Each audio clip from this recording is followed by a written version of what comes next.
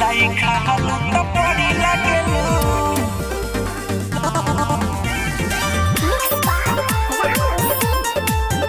लाइका हालू तो पड़ी लागेलू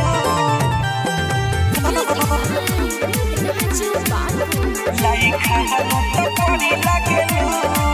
ए जान साचो फूल झड़ी लागेलू लाइका हालू तो पड़ी लागेलू ए जान साचो फूल झड़ी लागेलू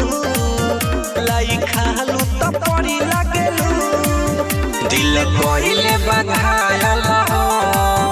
जब बाजे तोहर पायल हो सुने वाला तू तो जड़ी लागेलू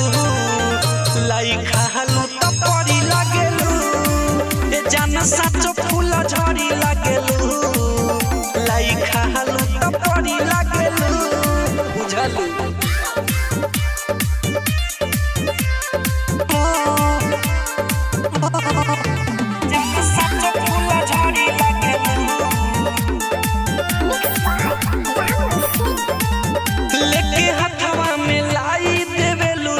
छतवा पर घूमी घूमी खाता डू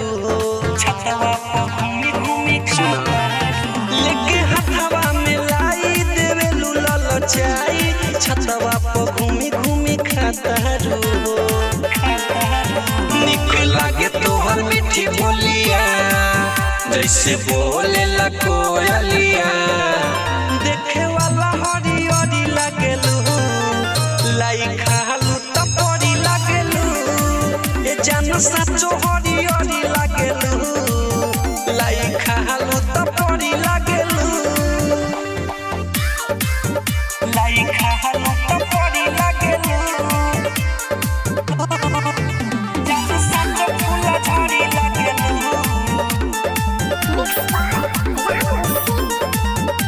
खिया दो दही चूड़ा तू मानन बूढ़ा रामू सिंह के मान कहनवानू रामू सिंह के मान सुना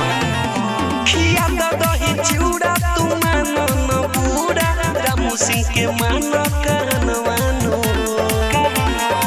प्रीति कवि किसके माना बतिया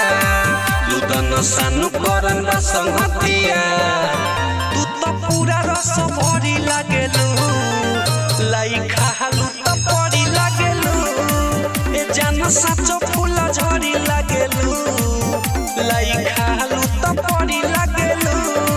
मामा कमला रिकॉर्डिंग स्टूडियो बकरी बाजार चक्की मोबाइल नंबर 8825156667